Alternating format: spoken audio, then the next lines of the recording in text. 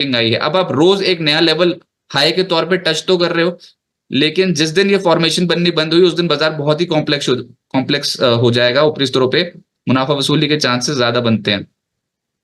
और नीचे कहां पर इंपॉर्टेंट लेवल्स, जो इंपॉर्टेंट लेवल्स हैं वो अभी तक मार्केट ने ये 23,320 23,300 का जो जोन है इसको बचा के रखा हुआ है।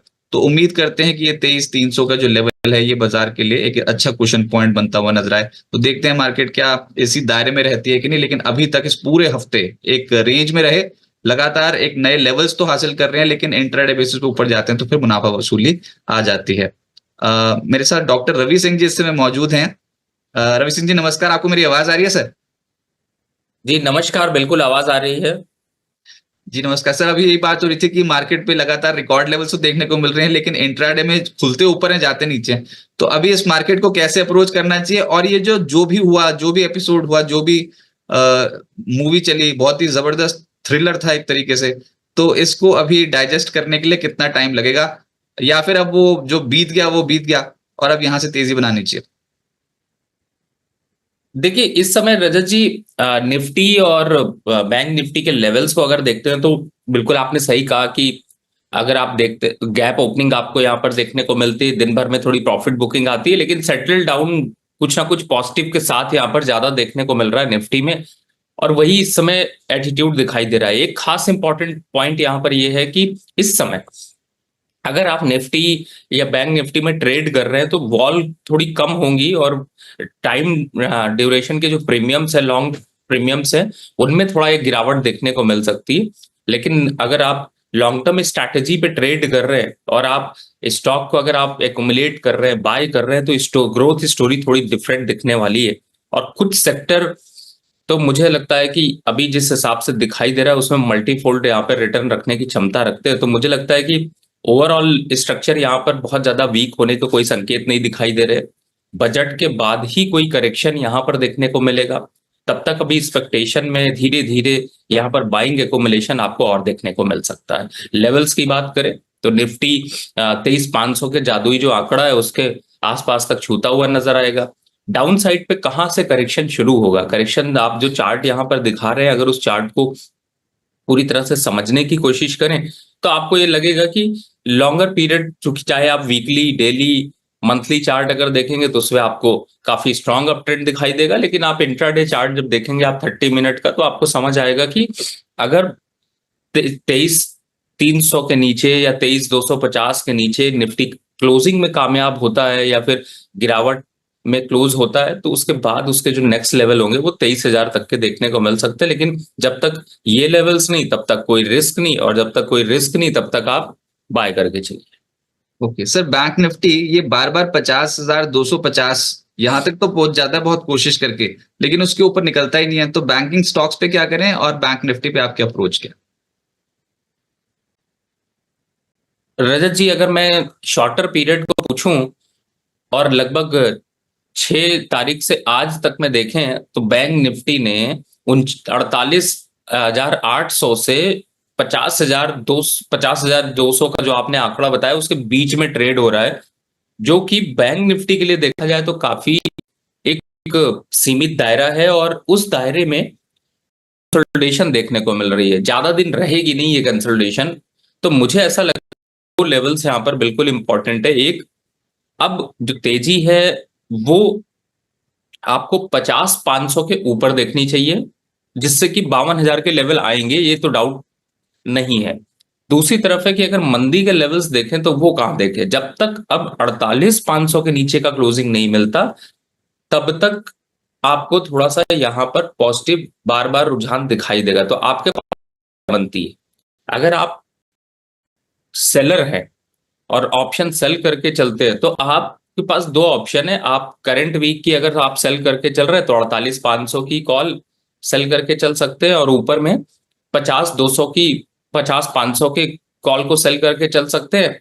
और फार मंथ, फार वीक कैलेंडर स्प्रेड बना रहे हैं तो इसी में इन दोनों को सेल करिए और इसी सेम स्ट्राइक की अगली वीकली एक्सपायरी की बाय कर लीजिए। दूसरी तरफ है कि अगर आप सोच के चलें कि नहीं मैं यहां पर स्ट्रैडल करूं, डायरेक्टली आपको एट द मनी को सेल करके चलो, वो आपकी गलती होगी, क्योंकि इन लेवल्स को तोड़ने के बाद मार्केटिंग नए दायरे में जाएगा। तो मुझे लगता है कि दूर के आज का दिन भी दूर के ओटीएम्स को सेल करके पैसा कमाया जा सकता राइट सर, तेजी कहाँ बनेगी, कौन से स्टॉक्स में? अभी तक तो यही देखने को मिल रहा है, पहले चले एफएमसीजी, फिर चले आईटी, फिर चला फार्मा, फिर चला ये फर्टिलाइजर पैक, अभी रिसेंटली जो चल रहा है वो है डिफेंस और शुगर, बीच में इंफ्रास्ट्रक्चर भी है। तो ये इस तरीके की पॉकेट में पिछले हमने एक हफ्ते में देख लिया है कि हर एक सेक्टर में एक एक बार मूव आ चुका। तो अभी आप कहाँ पर बेट लगाओ ये समझ में नहीं आ रहा, क्योंकि अभी कल का पैटर्न देखोगे तो शुगर और ये डिफेंस कंपनियां नजर आ रही थी, आज कोई और ही नया खिलाड़ी आ जाएगा फिर।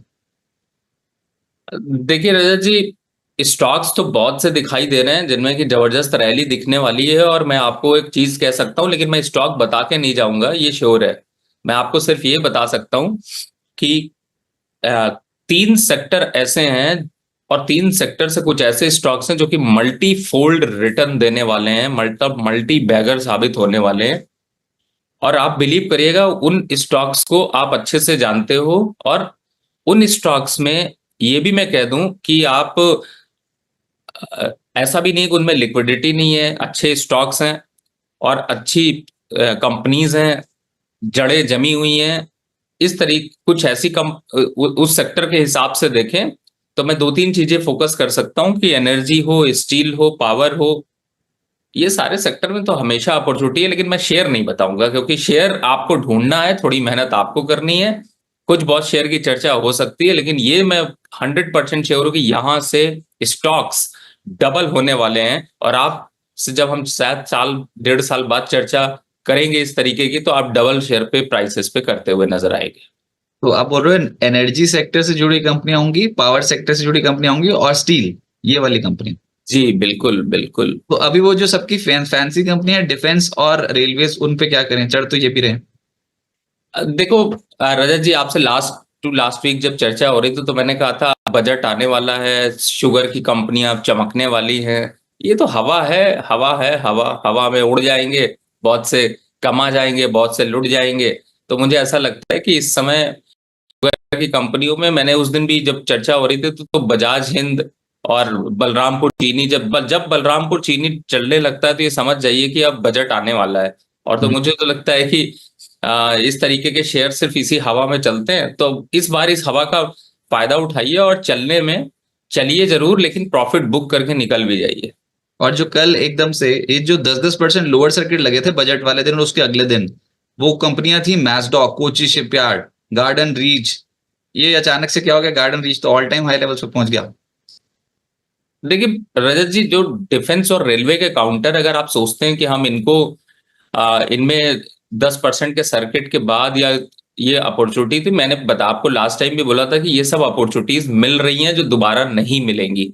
और जिस हिसाब से गवर्नमेंट का इंफ्रास्ट्रक्चर प्रोजेक्ट डिफेंस को लेकर के प्रोजेक्ट यहाँ पर दिखाई दे रहे हैं, उनके हिसाब से ये साफ साफ नजर आता है कि इन काउंटर्स में अगले 5 साल तक अगर आप बेयरिश हो गए या आपने प्रॉफिट बुक कर लिया, तो आप वंदे भारत की ट्रेन होते हुए भी आप पैसेंजर ट्रेन से सफर करने में आप अपने आप को समक्ष समझते हैं, कोई दिक्कत नहीं है। तो ये सब स्टॉक्स, इनफैक्ट कुछ स्टॉक्स रिकॉर्ड स्तरों पर भी हैं। रेलवेज में जुपिटर वैगन्स रिकॉर्ड स्तर पे, टीटागढ़ में पिछले कुछ दिनों से तेजी बनी है, और डिफेंस में कोची, जीआरएससी, ये सब वापसी कर चुके हैं। तो जो बीत गया वो बीत गया, इनके साथ तो फिर वही हो गया। और कल एक स्टेटमेंट डिफेंस मिनिस्टर ने भी दी थी कि घरेलू मैन्युफैक्चरिंग को, डिफेंस कंपनियों को सपोर्ट करने पर सरकार जोर देगी। बहुत सारे व्यूअर्स भी सर आपसे कनेक्ट होना चाहते हैं और आपसे सवाल पूछना चाहते हैं। प्रफुल्ल जी, बहुत बहुत शुक्रिया सुबह सुबह बिस्तर को अपना समय देने के लिए। संजीव सिंघल जी बहुत शुक्रिया। आतिफ जी नमस्कार, बहुत शुक्रिया अपना समय देने के लिए। और अभिषेक जी आपका भी बहुत बहुत शुक्रिया। शुरुआत करते हैं आज एक इंटरेस्टिंग स्टॉक के साथ, और वो है वोडा आइडिया। इंटरेस्टिंग इसलिए क्योंकि यही समझ नहीं आ रहा कि खुशी मनाए कि गम, क्योंकि कुछ पहले पॉजिटिव बताऊंगा और उसके बाद नेगेटिव। पहले तो स्टॉक का चार्ट किए, स्टॉक के चार्ट में वैसे है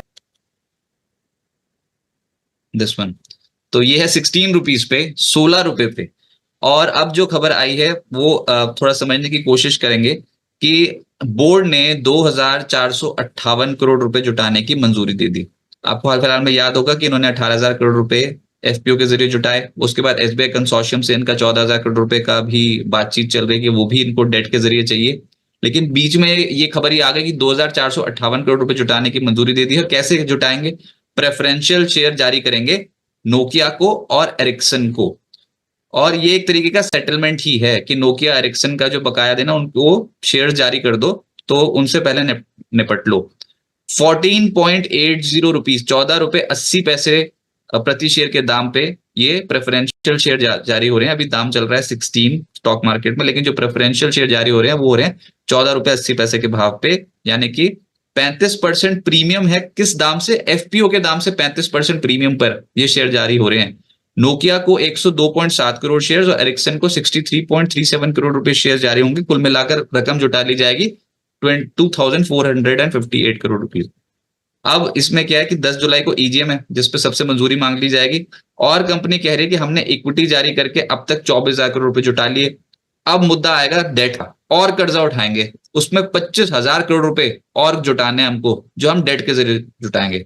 तो 25,000 करोड़ रुपए का और कर्जा लेंगे और अभी 24,000 करोड़ रुपए इक्विटी जारी करके निपटा दी। इक्विटी वाला पैसा तो वापस करना नहीं, वो तो खैर अपने परफॉर्मेंस पे निर्भर करेगा, उनको जब भी एग्जिट मिलेगा मिलेगा। अब है हिस्सेदारी, और ये है हिस्सेदारी मौजूदा जो मैं स्क्रीन पे लगा रहा हूं। वोडा आइडिया में जब ये प्रेफरेंशियल शेयर जारी हो जाएंगे नोकिया और एरिक्सन को, तो नोकिया का जो हिस्सा हो जाएगा वो होगा 1.5%, एरिक्सन का होगा 0.9%, और प्रोमोटर जो है उनका होगा 37.3%, और भारतीय सरकार का होगा 23.2%, और पब्लिक का जो हिस्सा होगा वो होगा 37.1%। अब मुद्दा ये है कि सर ये तो अभी तक तो समझ में आया कि रकम उनके ऊपर हो रही, पैसों की बरसात बहुत ही तगड़े, और हमने जीक्यूजी पार्टनर्स को भी आते देखा है यहाँ पर। मुद्दा कहाँ पेज फंस रहा है? पेज फंस रहा है कि आज एक रिपोर्ट आ गई है, और वो जो रिपोर्ट है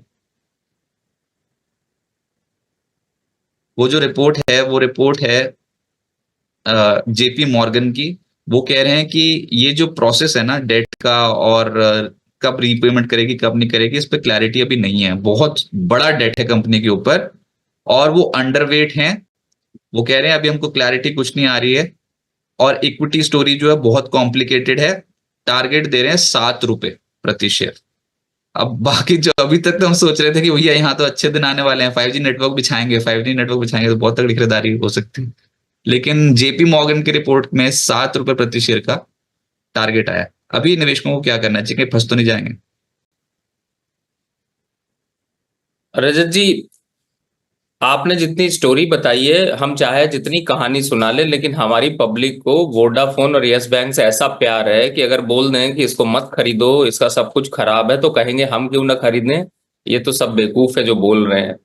और ये 7 रुपए नहीं, ये तो डिजर्व भी नहीं करता। ये कंपनी तो डिजर्व भी नहीं करती है कि ये ट्रेडिंग करनी चाहिए, इसको डाल देना चाहिए डी लिस्टिंग फॉर्म में। और डी लिस्टिंग का मतलब है इसको डाल देना चाहिए नॉट ट्रेडेड, न्यू क्लाइंट इसको ट्रेड नहीं कर सकते। सेबी को कुछ ऐसे रूल्स लाने चाहिए। उसका रीजन ये है क्योंकि सिर्फ और सिर्फ आप सट्टेबाजारी में फंसने के लिए, क्योंकि होता क्या है 10, 15, 12, 20 रुपए के जो शेयर होते हैं ना, उनमें ना आंधी और हवा जब चलती है तो लोगों को लगता है अरे 16 रुपए का तो है, खरीद लो, क्या जाएगा।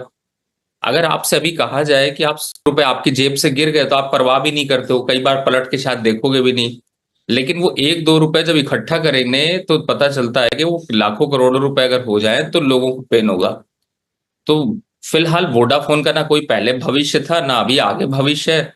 एक ऐसी कंपनी, मतलब मैं ये समझना चाहता हूँ कि नेटवर्किंग कितनी बढ़िया होनी चाहिए कि आप अपने उधार चुकता करने के लिए भी इक्विटी उठा लो, आराम से कंपनी के एसेट बनाने के लिए इक्विटी उठा लो, और जनता से कह दो तुम तो बेवकूफ हो, लेते रहो, कोई दिक्कत मैं नहीं ये है। पूछ रहा था ऐसा कैसे हो सकता है सर, बैंक घर आके पैसे देते जाए, ऐसा सा कोई बिजनेस बता दो।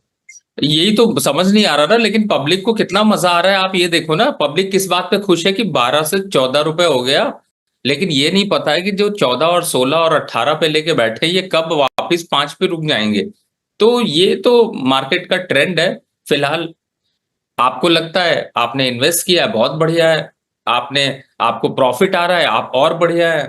हम एनालिस्ट हैं, हम बेकार है, हम यही समझिए, हम तो ये कहते हैं, क्योंकि जो चीज चल रही है वही आपको पैसे दे रही है। लेकिन फिलहाल जब किसी का इस तरीके का फंडामेंटल हो या कुछ अगर ऐसा नहीं समझ आता है, तो मुझे लगता है कि देखिए करिए, मैं ये नहीं कह रहा हूं कि बिल्कुल ट्रेड मत करिए, स्पेकुलेशन मत करिए, लेकिन उतना करिए। पहला यहां पर अब मैं इंपॉर्टेंट पॉइंट जो आपको बोलने वाला हूं वो रजत जी ये कि जितना आपकी पॉकेट पे सूट करे।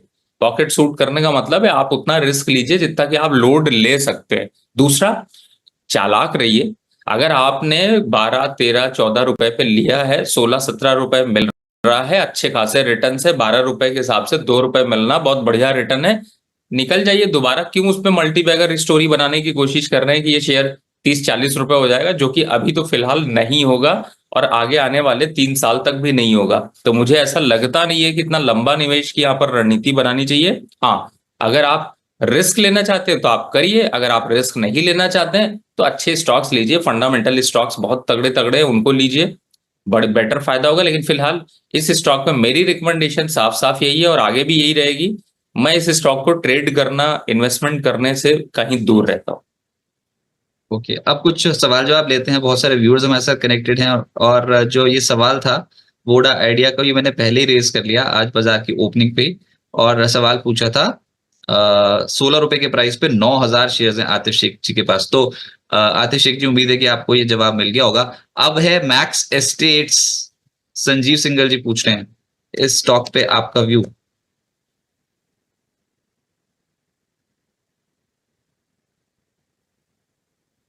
देखिए मैक्स स्टेज का चार्ट तो आपने दिखाई दिया, इतना बेहतरीन चल रहा है और अपवर्ड मोमेंटम में है। मुझे ऐसा लगता है कि अभी इस समय के मोमेंटम में 450 रुपए तक अभी जाता हुआ नजर आएगा।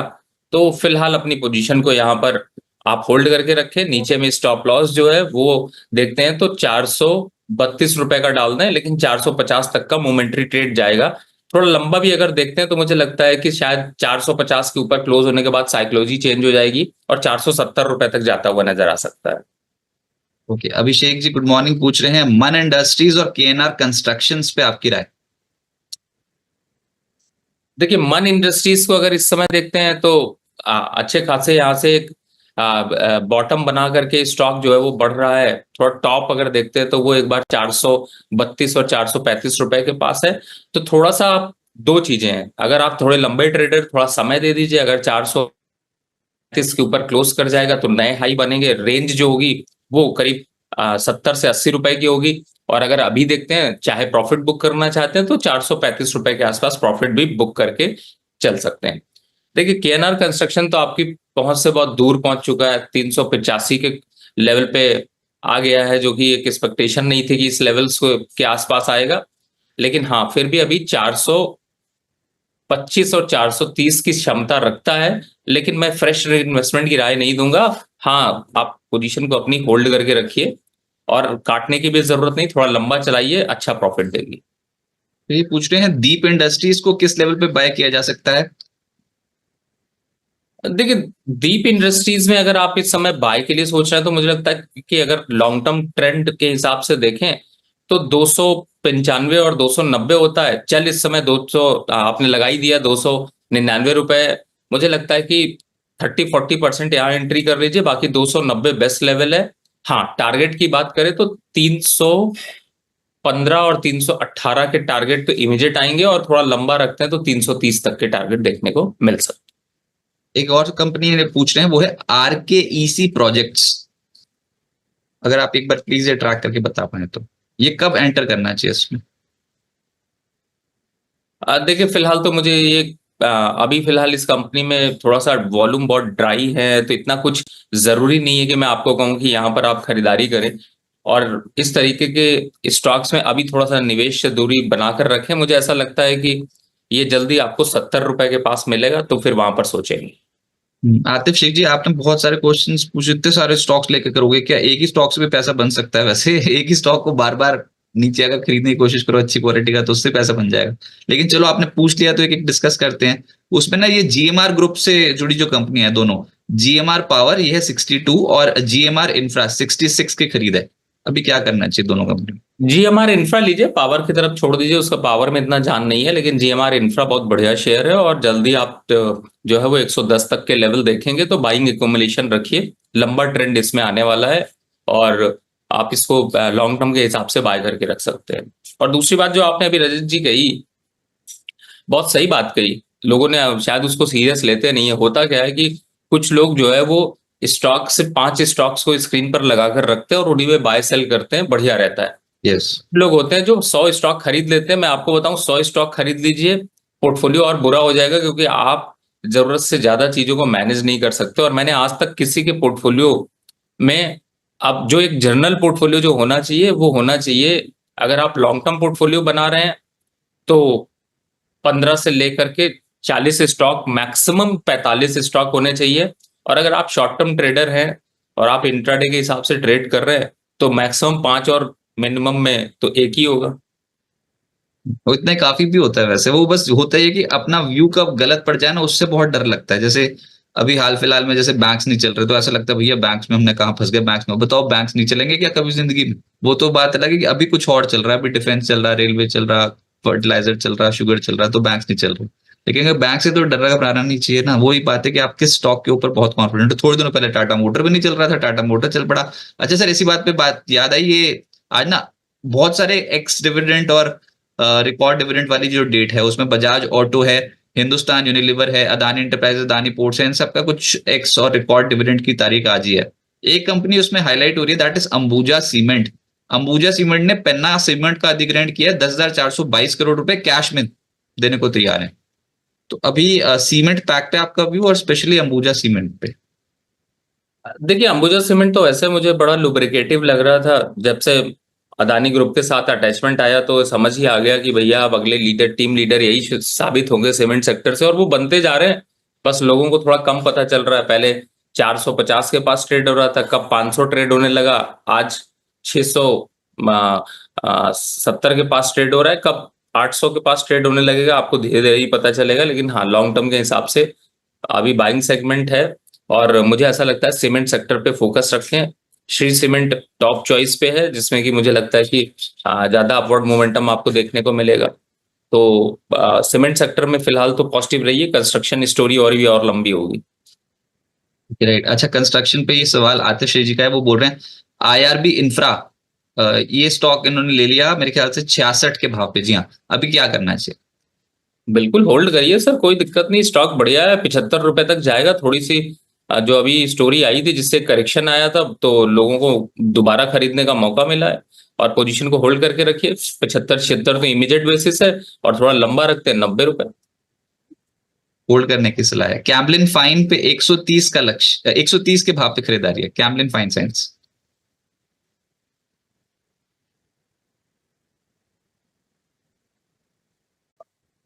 ये ना केमिकल से सेक्टर से जुड़ी कंपनी अब चलनी कुछ शुरू हुई हैं। पीछे ना सबके चार्ट्स ऊपर से नीचे आ रहे हैं, लेकिन केमिकल्स में अगर आप पिछले कुछ दिनों में देखो तो सब चल गया लोअर लेवल पे। अब इस पे क्या करना चाहिए? देखिए, मैंने बताया अभी कि बजट की एक्सपेक्टेशन में शुगर चलता है, केमिकल चलता है, और रेलवे ऐसे ही चल जाता है। डिफेंस अपने आप ही स्क्वायर लगा लेता है।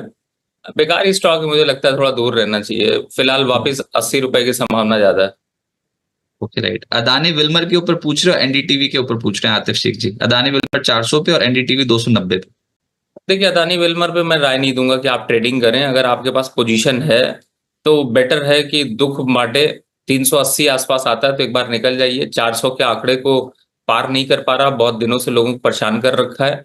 हर अदानी ग्रुप का शेयर का मतलब थोड़ी है कि आपको रॉकेट साइंस रिटर्न मिल जाएंगे। दूसरा, आपने स्टॉक कौन सा बताया रजत जी?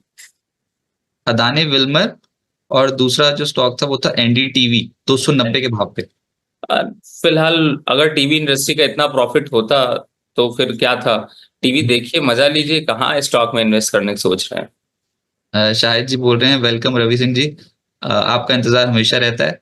और एक और भी वो थे, वो बोल रहे थे कि बहुत बहुत अच्छा रवि सिंह जी को इस मीटिंग में लाने के लिए। मीटिंग नहीं है, शो चल रहा है। हाँ, स्वप्निल जी बोल रहे हैं गुड मॉर्निंग सर, बहुत thank you bringing Ravi ji on meeting. Meeting शुरू होगी, अभी तो दिन शुरू हो रहा है उनका। उसके बाद जब वो अभी मीटिंग लेंगे, फिर क्लास लेंगे, फिर सब कुछ लेंगे एक एक करके। वो अपनी कंपनी में करते हैं, हमारे यहाँ तो शो करते हैं, हम तो उनको शो में बुला रहे हैं। अच्छा, उसके बाद फिर तनेजा एरोस्पेस, ये हेमराज गोयल जी बोल रहे सर, ये ना ये अभी जब मार्केट में थोड़ा ये उथल पुथल नहीं देखने को मिली थी, तो ये जो कंपनी है तनेजा एरोस्पेस, ये हाल की लिस्टेड कंपनी बहुत तेज चली थी और फिर चलना शुरू हो गया। बताओ अभी क्या करना चाहिए? मैं मुझे एक स्टोरी याद आ गई, आप लोगों से शेयर करता हूँ। शो के तो मजे आते रहेंगे, मार्केट ओपन होने वाली है। .com जब बुल आया था तो कई कंपनियों ने सिर्फ अपनी कंपनियों को नाम चेंज करके ना उसमें .com लगा करके उसको मल्टी बैगर फोल्ड कर दिया था। लेकिन हालांकि तनेजा एरोनॉटिक्स ऐसा नहीं है, स्टॉक अच्छा है, थोड़ा सा भी स्ट्रॉन्ग फंडामेंटल के साथ निकल रहा है और थोड़ा ज्यादा चल चुका है। 580 पे थोड़ा मुनाफा वसूली कर ले, बट फ्रेश एंट्री ना करे, अगर है तो फिर तो बढ़िया बढ़िया है। ये कंपनी बढ़िया है, रखना चाहिए, पर कौन से लेवल्स पे? कंपनी तो वाकई ठीक है ये कंपनी। इनफैक्ट मुझे याद है कि शायद ये वही है जो सचिन तेंदुलकर जी ने भी इसमें जब आईपीओ आया था तो उनका भी कुछ निवेश था इसमें, तो वैसी वाली कंपनी थी। और सैटेलाइट्स वगैरह में भी क्रिटिकल इक्विपमेंट्स जिसे हम बोलते हैं ना, वो बनाती है कंपनी। तो अभी क्या करना चाहिए? 561 पे चल रहा है, हाँ, यस। 580 पे आता है तो एक बार प्रॉफिट बुक कर लेना चाहिए। इतना बड़ा कैंडल अगर दिख जाए तो थोड़ा सा मुनाफा वसूली करते चले, और कोई जरूरी नहीं कि 100% करे, लेकिन हाँ 40-60% कर लेने से, जब जब देखिए मुनाफा तभी है जब आपने उसको बांध लिया है। जब तक आपने बांधा नहीं है तब तक वो सिर्फ थ्योरेटिकल प्रॉफिट है जो दूसरे दिन सुबह गायब हो सकता है। प्रीमियर एक्सप्लोसिव्स और सोलर इंडस्ट्रीज पर लॉन्ग टर्म व्यू। प्रीमियम क्या है ये? प्रीमियम एक्सप्लोसिव्स और सोलर इंडस्ट्रीज। देखिए सोलार इंडस्ट्रीज तो मुझे ज्यादा अच्छा लगता है, लेकिन प्रीमियम से तो थोड़ा दूरी रखिए। लिक्विडिटी थोड़ी कम है, वॉल्यूम थोड़े से ड्राई रहते हैं और थोड़ा मैनिपुलेटिव मूव ज्यादा दिखाई दे रहा है, तो इससे दूरी रखिए। और सोलर को लंबी अवधि के लिए बने, बहुत दोनों चल रहे हैं सर, मतलब वही ना, ये बम बारूद बनाने वाली जो कंपनियां बहुत तेज चलती हैं। हाँ, लेकिन थोड़ा ज्यादा चल चुके हो तो फिर पीछे हट जाना चाहिए, क्योंकि ज्यादा पास से आप बारूद को अगर बनाने जाके देखने की कोशिश करेंगे तो उड़ जाएंगे, और उड़ने के चांसेस यहाँ पर ज्यादा है। जब इतनी लंबी चाल चल चुकी हो तो थोड़ा सा नीचे आने की संभावना बढ़ाइए। थोड़ा बुलेट प्रूफ जैकेट पहनिए, उसके बाद टच करिए। इस इन्वेस्टमेंट के लिए अच्छा है जब ये 3200 के आसपास हो। अभी फिलहाल काफी तेजी से निकल गया, अब तो 3800 से पहले या 4000 से पहले रुकता हुआ नहीं दिखाई देता, लेकिन इस जगह पर risk reward ratio 50-50%। Right sir, एक और मेहमान हमारे साथ अभी मौजूद होने वाले थे, थोड़ा सा वो लेट हो गए हैं। इसी बीच एक प्रश्न और ले लेता हूँ। आरबीएनएल पे 172 शेयर हैं 292 के भाव पे, राहुल राणा जी। सर कॉन्ग्रेचुलेशन, बिल्कुल होल्ड करके रखिए। अब तो आरबीएल 500 की सवारी करने के लिए तैयार हो रहा है। होल्ड करना चाहिए। अच्छा, मार्केट की ओपनिंग पे एक कमेंट, ये क्या हो गया आरबीएनएल? हाँ, उसके बाद मार्केट की ओपनिंग पे एक कमेंट, 26 पॉइंट्स अप 23,425। सर ये 23,400 पे बंद हो जाए, हो भी गया तो क्या हो जाएगा? थोड़ा थोड़ा धीरे धीरे करके तो चल रहे हैं। तो क्या यहाँ से आप जो बोल रहे हो कि 23,500 बस यही टारगेट, इसके ऊपर के टारगेट, मतलब ऐसा हो सकता है 24,000 24,500 बजट से पहले बड़े बड़े टारगेट हुआ थोड़े? थोड़े बड़े टारगेट दिखाई देंगे, लेकिन जो आज जो स्ट्रैटेजी बनाई है उसके लिए पीछे जाके वीडियो को देखें, और आउट ऑफ द मनी जो सेल करने की राय दी है, अगर ऑप्शन ट्रेडर है तो वो करके चल सकते हैं। बाकी सेक्टर स्पेसिफिक, स्टॉक स्पेसिफिक तो रजत जी आपने स्टॉक पूछ ही लिए सारे। बात तो सही है। आज के सत्र में स्ट्रॉन्ग मूव देखने को मिल रहा है मार्केट्स में फिलहाल। राइट सर, बहुत शुक्रिया आपका हमारे साथ जुड़ने के लिए और मार्केट्स पे अप्रोच बताने के लिए। शुक्रिया सुबह सुबह बिस्तर को अपना समय देने के लिए, बहुत बहुत शुक्रिया सर। धन्यवाद रजत जी मुझे यहाँ पर बुलाने के लिए। राइट, तो रवि सिंह जी हमारे साथ जुड़े हुए थे और उन्होंने बताया कि मार्केट्स पे इस समय किस तरीके की अप्रोच रखनी चाहिए। मार्केट्स की ओपनिंग हो गई, फटाफट से इस समय मैं मार्केट्स लेता हूँ और उसके बाद हमारे साथ एक और मेहमान जो है वो जुड़ेंगे और उनसे बातचीत जो है वो जारी रखेंगे। लेकिन पहले मार्केट्स 23 पॉइंट्स ऊपर है।